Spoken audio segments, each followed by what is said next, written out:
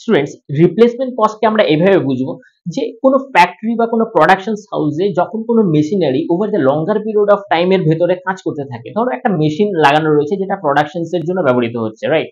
এবার এটা ধরো লাগানো রয়েছে 7 বছর আগে বা 10 বছর ধরে আগে। তো এটা 7 থেকে 10 বছর ধরে কাজ করতে করতে এটা ডেপ্রিসিয়েশন হচ্ছে, মানে এটা চলতে চলতে এটার মধ্যে ক্ষয় হচ্ছে, এবং যত বেশি ক্ষয় হবে ডেপ্রিসিয়েশন ততই হবে, এবং ডেপ্রিসিয়েশন হয়ে গেলে এটার যে কার্যক্ষমতা আস্তে আস্তে কম হতে হতে সেটা একদিন হারিয়ে ফেলবে। এবার এটাকে সরিয়ে দিয়ে রিপ্লেস করে আরেকটা নতুন এই ধরনের মেশিনকে ইনস্টল করতে হবে। এর জন্য যে খরচ হবে সেটাকে বলা হবে রিপ্লেসমেন্ট কস্ট।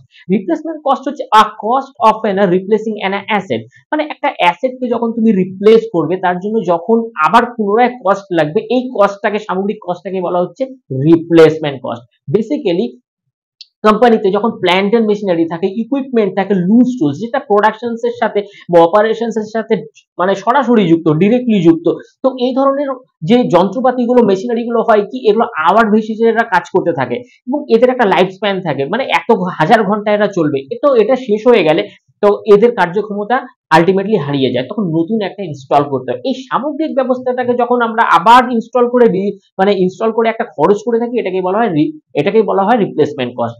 আর এটাকে আমরা সামরিক ব্যাপারটাকে এইভাবে ইন্টারপ্রেট করতে পারি। Thank you.